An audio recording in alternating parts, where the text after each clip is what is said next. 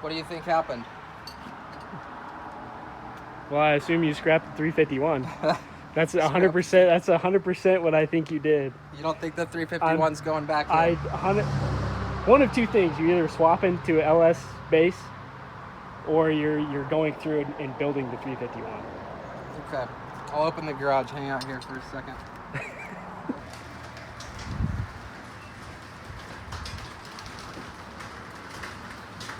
It's gone. There's no truck. It's gone. It's gone. It's gone. You're done with it. It's a thing of the past. All right, so here's a progress report for today. I'm in the middle of doing a valve stem seal job, and I'm going to show you that.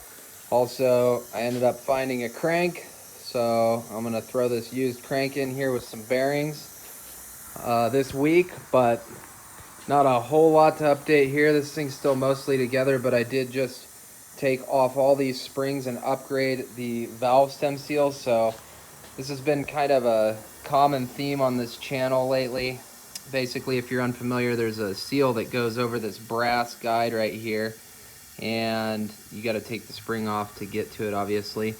But you want a little bit of oil in between that valve and that guide, but not enough to go down into the chamber and burn it. So what I've been having problems with is the exhaust back pressure pushing this seal up, and then it just rides on the valve and doesn't keep the oil out of the cylinder. So this round I was able to get all of them sealed except for this cylinder, which is surprising to me because it's not the restrictive runner for the steering shaft that actually came up. That one still looks to be intact, but I'm doing this side and I'm going to show you the upgrade. Basically, this is the valve stem seal right here, and originally this had this metal clasp. Actually, I have a set of E7 heads to show you. It had one steel ring on top and then this clasp on the bottom. What's interesting is these E7 heads have a different seal for the exhaust than the intake, but the GT40P heads I have here have a metal style seal, so maybe that's one thing to look at in the 302 to take it apart and see if its seals are still intact. But what I've decided to do instead, what I did on the last round actually when I changed these springs out, I'll get to that in a second, but these are some stiffer springs than what these heads came with. They're about 200, they're shimmed to 200 pounds on the seat and 400 pounds open, so it's a pretty manly spring here we've got. The retainers are the originals that came with the head, and then this is what I did for the valve stem seals. So if you see that, I added a second ring to the bottom. On the exhaust side, I took this top ring off too, and to sort of let it act like a pressure release so it wouldn't push the seal off, and it looks like that worked for most of them except for this cylinder, and this side actually a few of them are kind of pushed up. So what I've done to fix that is taken all these extra rings, and now I'm going to run 3 on the bottom, and this is just for the exhaust, so I'm only upgrading the exhaust. So we'll have 3 on the bottom and have this clasp around towards the top. And like I said earlier, these are the springs that came with these heads. They're 120 to 130 pounds on the seat and about 295 pounds open. In my setup, they were more like 250 open. And then these are the bigger springs that I found online. They said they were for a big block Chevy, but actually the intake spring is stiffer than the exhaust spring on that setup. This is the retainer. I didn't have to change the retainers. When I put these springs in, it worked just fine. It's got that second spring step on it. You can see that. So this is about to go back on, and we'll see if we can keep these seals down now. So as far as the truck itself, I have been working on it as well, and I got the radiator support cut out. So this was hitting on the AC condenser before, so I cut it out. I modified the upper bracket where it was cracked right here, and also made a new lower bracket that bolts it to the frame. I also had to weld an area on the radiator, and you can see on the intercooler it was rubbing too, but also I had to clearance the clutch fork in here to allow it to sit away from the pressure plate. So I'm gonna have to do that one more time. All right guys, today we're going under the knife, so I'm gonna get a better look at everything in here. Pull that crank out. So haven't started on it yet, but got all the instruments and some space ready, so let's get after it.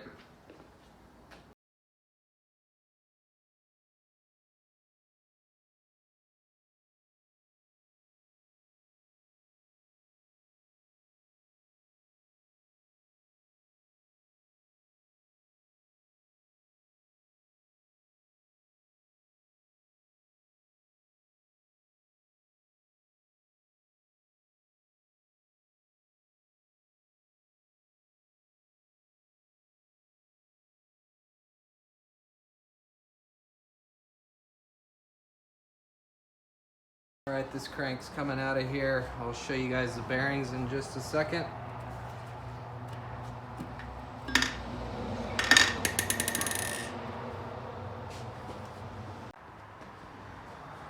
All right, so there's a look inside. A few scores on the cylinders, nothing major. Main bearings have a little copper towards the front of the engine. The best condition one is the center one. And the upper shells seem to be in better condition in general than the lower shells. So there's the rear over here, and then of course the middle looks the best.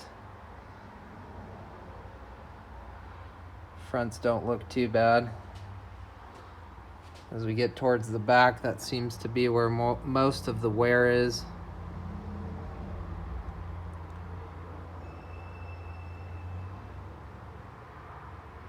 And the rod bearings are kind of all over the map. Some of them look acceptable.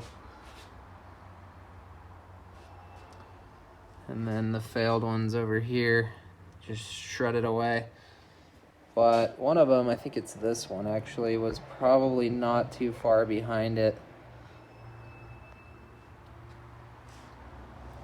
Surprisingly, this pair here was next to the one that failed, and it's pretty clean, of course, compared to that.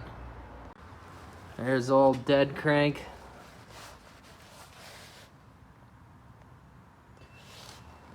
And the journal that got messed up right there. So this gear doesn't look very good. It looks pretty worn out. I'll pull it out of there and show you a little better, but it seems loose. It's kind of flopping back and forth. I don't know if it's supposed to be that loose, but I'm gonna pull it out of here and take a closer look at that gear. But I was pulling chunks of metal out of here, like this. And I haven't checked to see if it's steel or not, but I'm wondering if it's those gears coming apart, because that just doesn't look great. Here's the alignment on that camshaft sensor before I take it out. You can see where the tooth is and where the drive is. Here's that high performance crank. I sprayed it off with brake clean, and it had already been hot tanked or something. Most of it looks okay except for this last journal. You can see a couple scores in the middle on this main, and if I try to grab it with a fingernail, they kind of catch, but not too bad. I cleaned up the seal surface here with a Scotch-Brite, but these journals I'm not going to touch. I'm just going to spray them down with some brake clean and call it good. This time I'm going with some genuine Ford bearings here, and these look to be some old stock. There's the part number there. These are standard size, and that's what they look like.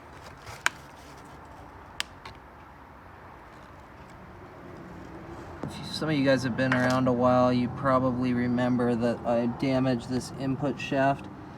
And if you look real closely at the tip, you can see there's these grooves that you can feel with your fingernail. So what I did was I pressed the pilot bearing, I'll show you that, to where it's further out on the shaft, and it rides over here now in that dark band, which is off the damaged area. But this time I had to take out the fork and grind it, because with this new pressure plate, it's actually I'm out of adjustment. So if you look in the back there, you'll see there's a couple ribs on the T56 Magnum that hit the fork. So I clearanced both of those to get the fork further back to take off some of the preload. So hopefully that will help the clutch hold, and it would have been a lot harder to do by pulling the transmission, because I actually had to install it a couple times to get that clearance right. So hopefully this helps the clutch grip a little better.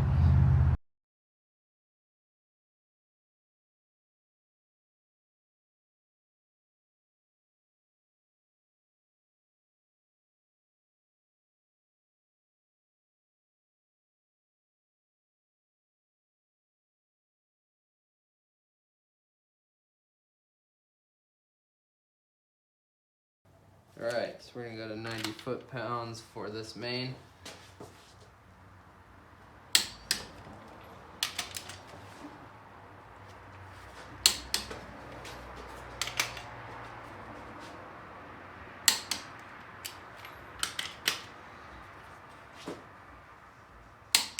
And these two rods are going to go to 40.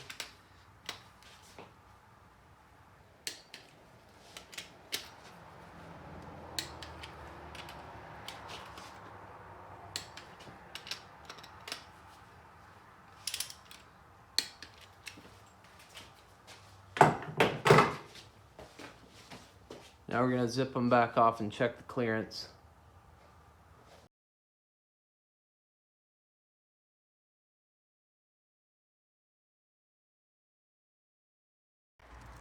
Alright, here's the results on that. So this is the rear main. Looks like we got about 0.002, I would say. There's the middle cap. That looks to be about between 0.002 and 0.003. And then the rods,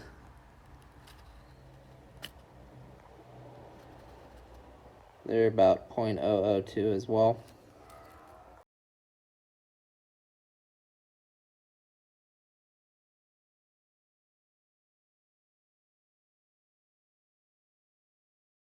Alright, the rotating assembly is assembled and torqued down. I'm just going to turn it over a couple times.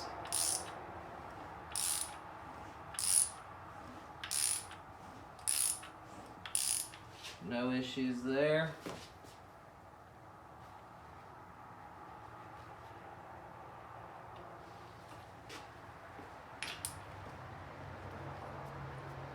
So now we're going to put number 1 at TDC, which is right here, and then put the timing on.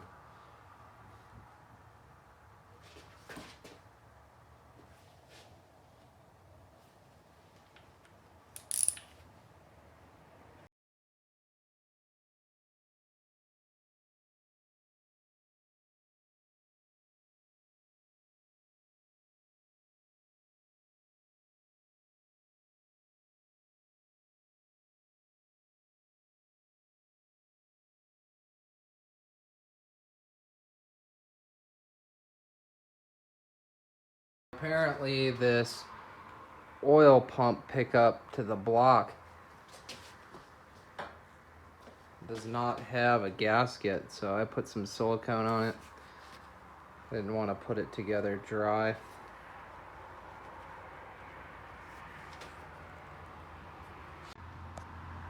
Alright, so I got the valve covers back on yesterday. I've got the crank in, so I just need to put the front drive on with the water pump and the damper. Also, I need to take this intake off and seal this rail a little better. There's a leaking gasket. But otherwise, I think that we should be on track to get this thing in the truck today. So it's going to be a busy day, but we're going to get after it.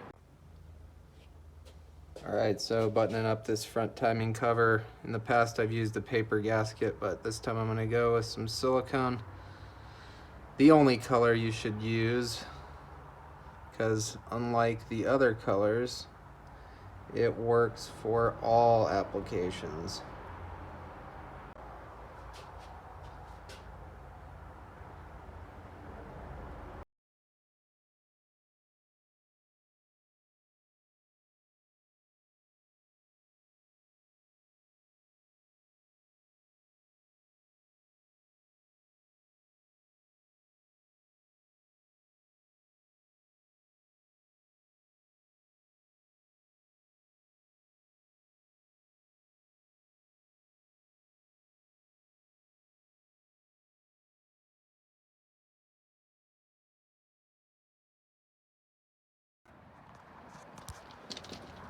Performance rebuild is trucking right along. Got my favorite toothbrush and degreaser, some super clean trusty garden hose.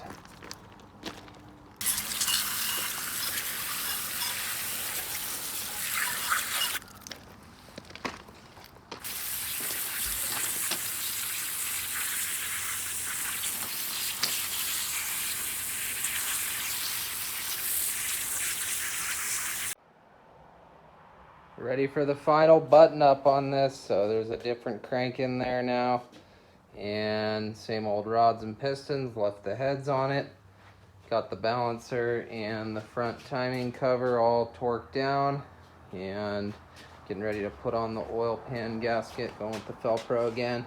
Just gonna lather some silicone on it and give it a go.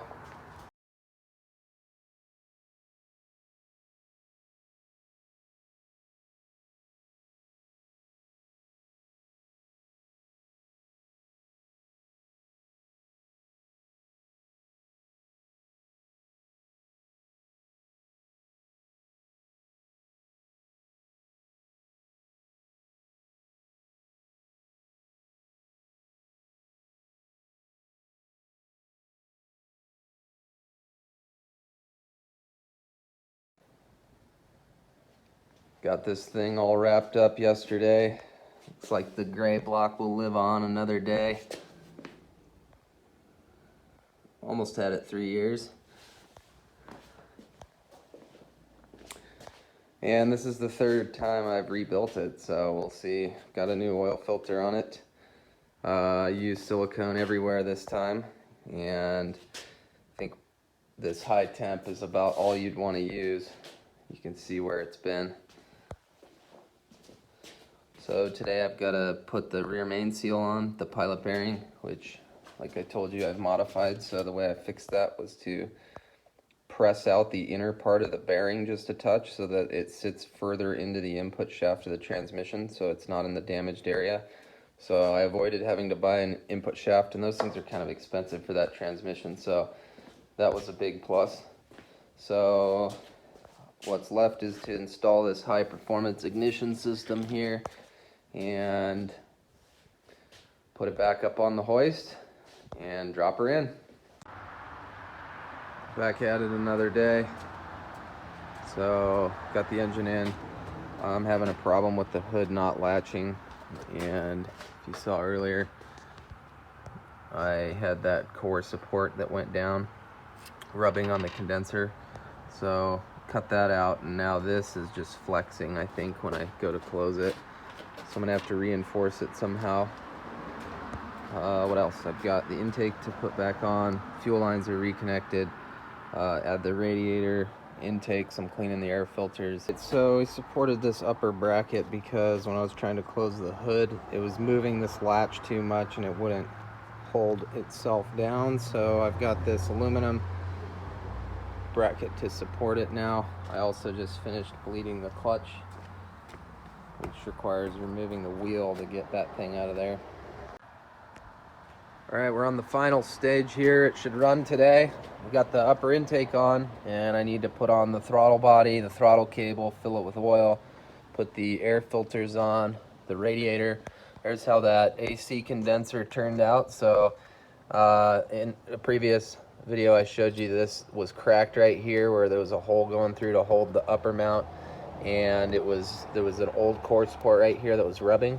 So I already had this upper aluminum mount. I just moved its mounting bolt up and added a couple supports. So there's a bracket right there and a bracket right here.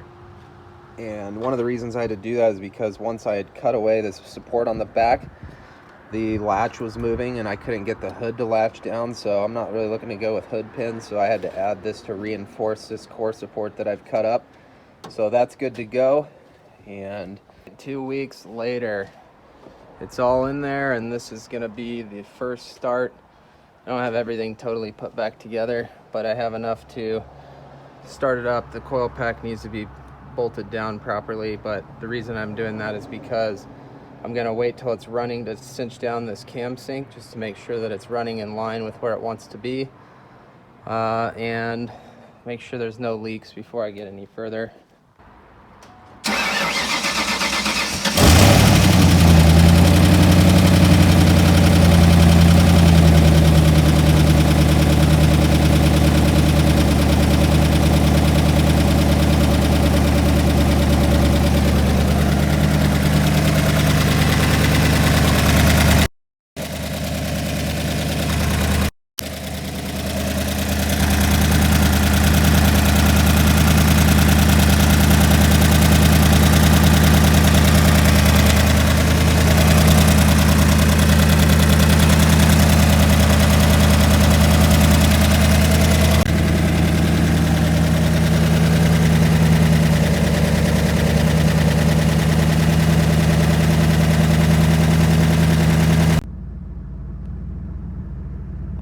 So it's running good again, although for some reason the idle says it's 11:10 to 1. What's interesting is that the driver's side seems to run smoother, but anyways, I got this thing going again, and so far so good. Give it a couple revs so you can hear it.